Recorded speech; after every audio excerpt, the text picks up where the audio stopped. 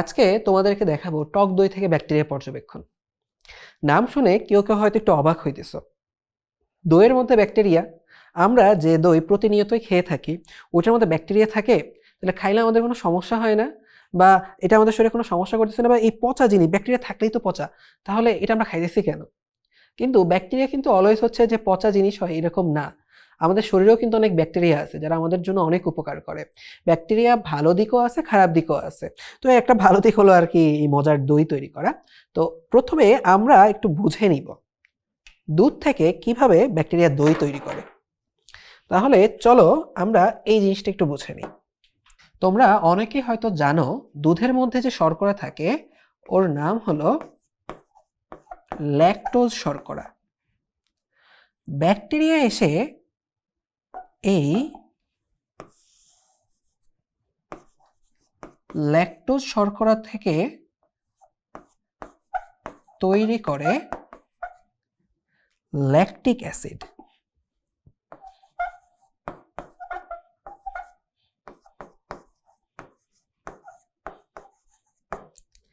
এই ল্যাকটিক অ্যাসিডের ফলে কি হয় জানো?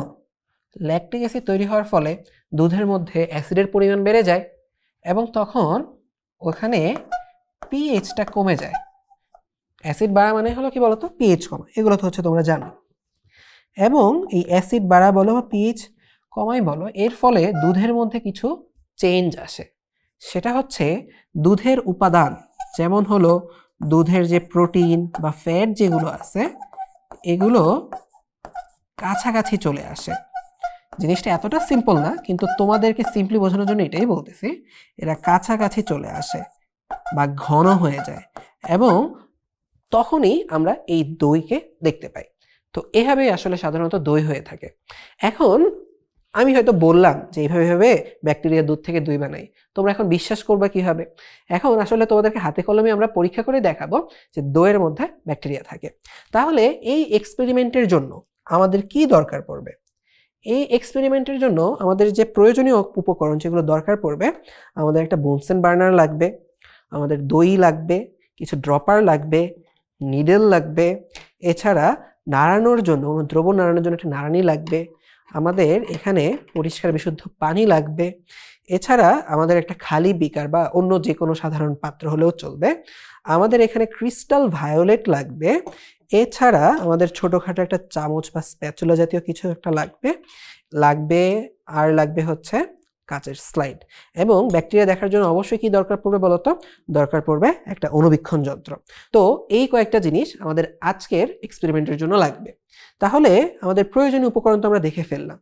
এখন চলো আমাদের কার্যপদ্ধতিটা আমরা দেখে নিই যে কিভাবে আমরা এক্সপেরিমেন্ট আছে করব। প্রথমেই আমি এই যে এতগুলা দই আছে, এই দই থেকে অল্প পরিমাণে দই আমি এই বিকারে নিয়ে নিব। অল্প দই হলেই হবে। এখন আমি এটার মধ্যে পানি ঢেলে দিব।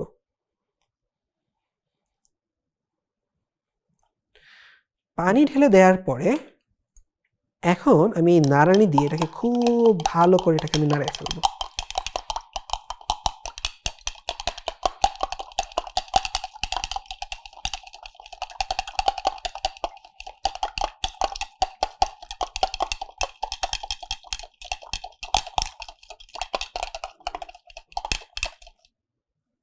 খুব ভালো করে নাড়ানোর পর আমরা এখন এই দইয়ের যে মিশ্রণ যেটা তৈরি হলো এটাকে 15-20 মিনিটের জন্য এভাবে রেখে দিব। রেখে দিলে যেটা হবে, এখান থেকে দইটা আস্তে আস্তে নিচের দিকে হচ্ছে জমা হয়ে যাবে এবং ওপরে দেখবা কিছুটা হচ্ছে ঈষৎ হচ্ছে একটা তরল আমরা পাবো এবং আমরা এখন ওই তরলটা এখান থেকে নিব। তো আমরা চলো কিছুক্ষণ এখান থেকে অপেক্ষা করি। তোমরা যদি খেয়াল করো তাহলে দেখবে নিচে এই যে এখানে দই জমা হয়ে গেছে এবং ওপরে হালকা একটা হচ্ছে পানির লেয়ার হয়ে গেছে। এখন আমাদের এই উপরের পানিটাই দরকার পড়বে। উপরের পানিটা নিয়ে আমরা কি করব? এখানে আমরা একটা হচ্ছে স্লাইড নিব, এরপর এখান থেকে আমরা একটা হচ্ছে ড্রপার নিব। ড্রপার দিয়ে এই উপরের পানি থেকে আমরা অল্প কিছু পরিমাণ পানি নিয়ে এই স্লাইডের উপরে হচ্ছে আমরা রাখবো।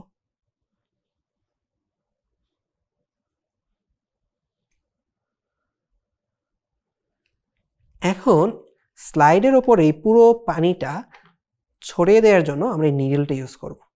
নিডলটা ইউজ করে খুব সুন্দর করে আমরা এটা স্লাইডের মধ্যে ছড়িয়ে দিব। এখন এই স্লাইডটাকে শুকানোর জন্য এবং ভালো করে যাতে ব্যাকটেরিয়া বা অন্য উপাদানগুলো যেন স্লাইডে ভালো করে আটকে যায়, তাই আমরা এখন এই বুনসেন বার্নারটা জ্বালিয়ে এর উপর দিয়ে অল্প আছে কিছুক্ষণ তাপ দিব। তাহলে এখন আমরা এই স্লাইডটা এখানে আগুনের মধ্যে অল্প আছে কয়েকবার আনা নেয়া করি। অলরেডি বাতাসে কিছুটা শুকিয়ে গেছে স্লাইডটা।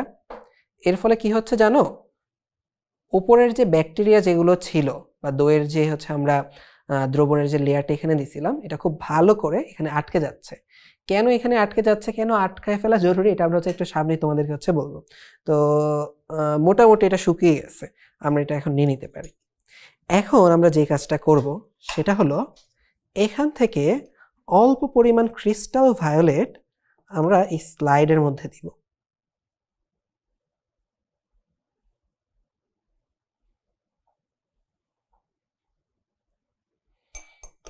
তারপরে আমরা এটা স্লাইডের মধ্যে ছড়িয়ে দিই। আমরা চাইলে এখান থেকে নিডলের হেল্পও নিতে পারি।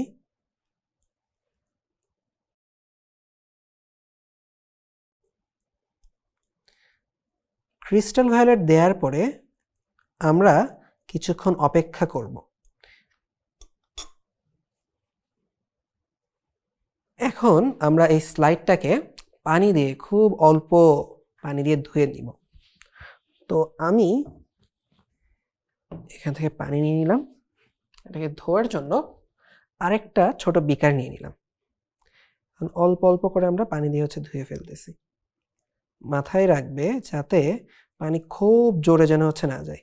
আমরা এটা ধুচ্ছি কেন জানো, যাতে এক্সট্রা যে রঙগুলো ছিল ওগুলো যেন চলে যায়। কেন আমরা ক্রিস্টাল ভায়োলেট রঙটা দিলাম, ব্যাকটেরিয়াগুলো কিন্তু স্বচ্ছ। তোমরা পড়ছো না সাইটোপ্লাজম, এর কোনো রং আছে, নিউক্লিওপ্লাজম এদের কোনো রং আছে? ব্যাকটেরিয়া কিন্তু এমনিতে কোনো কালার নাই। তো মাইক্রোস্কোপ দেখো, তুমি যখন নিচে দেখবা গ্লাসটা স্বচ্ছ, আলো আসতেছে, ব্যাকটেরিয়া স্বচ্ছ, খুব ভালো করে বোঝা যায় না। তো আমরা ক্রিস্টাল ভায়োলেট রং দিলাম যাতে ব্যাকটেরিয়াটা রঙিন হয়ে যায়। এখন আগে কিন্তু ব্যাকটেরিয়া সব পুরো স্লাইডে রঙিন ছিল, তুমি কিন্তু মাইক্রোস্কোপের নিচে কোনো কিছু দেখতে পাইতে না।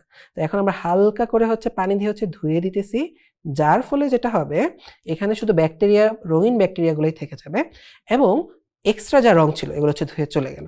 এখন আমরা আবার কিছুক্ষণ ওয়েট করব এটা শুকানোর জন্য। আমরা আমাদের কার্যপদ্ধতির কিন্তু একদম শেষ ধাপে আছে, আমাদের স্লাইড রেডি করা হয়ে গেছে। আমাদের এখানে গ্যাসের অপচয় বন্ধ করে আমরা বুনসেন বার্নারটা বন্ধ করে দিই এখান থেকে। এখন আমরা স্লাইডটা এখানে নিয়ে যাব মাইক্রোস্কোপে এবং শুরু হয়ে যাবে আমাদের পরবর্তী ধাপ, পর্যবেক্ষণ। তাহলে চলো, তাহলে আমরা স্লাইডটাকে এখানে সুন্দর করে বসাই। বসানোর পরে আমাদের এই জায়গা থেকে আলোর উৎসটা ঠিক করে নিতে হবে। তো আমরা আয়নাটাকে ঘুরিয়ে ঘুরিয়ে আলোটাকে ঠিক করে ফেললাম। এই তো আমাদের এখানে এখন আলো আসা শুরু হয়েছে। এখন আমাদের কাজ কি হবে? এখন আমাদের কাজ হবে এই যে আমাদের এখানে স্থূল সন্নিবেশক স্ক্রু আছে বা সূক্ষ্ম সন্নিবেশক স্ক্রু আছে, এইগুলোকে ঘুরিয়ে ঘুরিয়ে স্লাইডের দিকে মাইক্রোস্কোপটাকে ফোকাস করা। তো চলো আমরা অল্প অল্প অল্প অল্প করে ঘোরাই।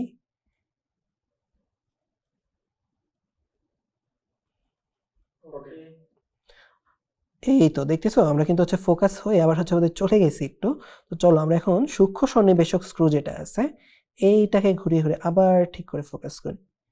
এই তো, তো দেখতে পাচ্ছ তোমরা এখানে কি ছোট ছোট গোল গোল কিছু দেখা যাচ্ছে, ঠিক আছে? আবার লম্বা লম্বা কি যেন দেখা যাচ্ছে, ওটা কিন্তু অনেক ঘিঞ্জি করে কাছাকাছি করে আছে। আবার দেখতে পাচ্ছ ওই যে মালার মতো লম্বা কতগুলো যেন যুক্ত হয়ে কিভাবে যেন আছে, এগুলোই কিন্তু ব্যাকটেরিয়া। এই গোলগুলো ব্যাকটেরিয়া, আর এখানে যে লম্বা যে জিনিসগুলো দেখতে পাচ্ছ এগুলো কিন্তু ব্যাকটেরিয়া। মালার মতো যে জিনিসগুলো দেখতে পাচ্ছ এগুলো হলো ব্যাকটেরিয়া, অনেকগুলো ব্যাকটেরিয়া একসাথে লম্বা একটা চেইনের মতো মালার মতো করে আছে। আর ওই যে দেখতেছো যে গুচ্ছ গুচ্ছ করে অনেকগুলো ব্যাকটেরিয়া একসাথে গুচ্ছ করে আছে। তাহলে আমরা কিন্তু এখান থেকে ব্যাকটেরিয়া দেখে ফেললাম। এই পর্যবেক্ষণ শেষে আমরা এখন কি সিদ্ধান্তে আসতে পারি? আমরা এই সিদ্ধান্তে আসতে পারি ব্যাকটেরিয়া দুধ থেকে টক দই তৈরি করে। এই তো এক্সপেরিমেন্ট আমরা করে ফেললাম, সিদ্ধান্তও নিয়ে নিলাম। তবে এখানে কিন্তু কিছু ব্যাপারে তোমাদেরকে সতর্কতা রাখতে হবে। কি কি ব্যাপারে আমরা সতর্কতা রাখবো, চলো একদম শুরু থেকে হচ্ছে প্রসেসটা শুরু করি। প্রথমে আমরা এখান থেকে দই নিয়েছিলাম, দই নিয়ে বেকারে নিয়ে আমরা এটার সাথে পানি মিশ্রিত করছিলাম। তারপর এটাকে কিন্তু হচ্ছে অনেকক্ষণ ধরে রেখে দিয়েছিলাম যাতে দইটা নিচে জমা হয়ে যায়, এবং উপর থেকে আমরা এই ড্রপার দিয়ে পানিটা কালেক্ট করছিলাম। এই জায়গাটাতে তোমাদেরকে সতর্ক থাকতে হবে যাতে ড্রপার দিয়ে তুমি নিচে থেকে দইয়ের অংশটা না নিয়ে আসো, তাহলে কিন্তু তুমি ভালো করে মাইক্রোস্কোপে ব্যাকটেরিয়া দেখতে পাবে না, স্লাইডে কিন্তু তখন দই থেকে যাবে। এরপরে আমরা কি করছিলাম বলো তো দেখি। এরপরে আমরা স্লাইড নিয়ে স্লাইডের ওপরে হচ্ছে দই নিলাম, তারপর এটাকে হচ্ছে শুকালাম। এই অংশটাতে কিন্তু খুবই সতর্ক থাকতে হবে বুনসেন বার্নার জ্বালানোর সময় যাতে কোনো অগ্নিকাণ্ডের সূচনা না হয়, তোমরা খুবই সতর্ক থাকবে এই বিষয়টাতে। এরপরে আমরা এটার মধ্যে এখান থেকে ক্রিস্টাল ভায়োলেট রং দিলাম, ওকে। তারপরে কিন্তু আমরা এখান থেকে খুব পানি দিয়ে হচ্ছে অল্প অল্প করে ধুচ্ছিলাম। এই ব্যাপারটাতে খুবই সতর্ক থাকতে হবে, কারণ তুমি যদি খুবই জোরে আরো স্পিডে যদি হচ্ছে পানি দাও, এটা তো খুব আস্তে যাচ্ছে, এটাও মোটামুটি চলে, কিন্তু দেখা যায় আরো অনেক জোরে তোমাদের ল্যাবে হয়তো ট্যাপ থাকবে, ট্যাপের পানি দিয়ে যদি খুব জোরে ছেড়ে দাও তখন কিন্তু ব্যাকটেরিয়া ধুয়ে চলে যাবে, তখন কিন্তু মাইক্রোস্কোপের নিচে তুমি কিছুই দেখতে পাবে না। আজকে তাহলে এই পর্যন্তই, আবার তোমাদের সাথে দেখা হবে অন্য কোনো এক্সপেরিমেন্ট নিয়ে। সেই পর্যন্ত ভালো থেকো সবাই, সুস্থ থেকো সবাই, আল্লাহ হাফেজ।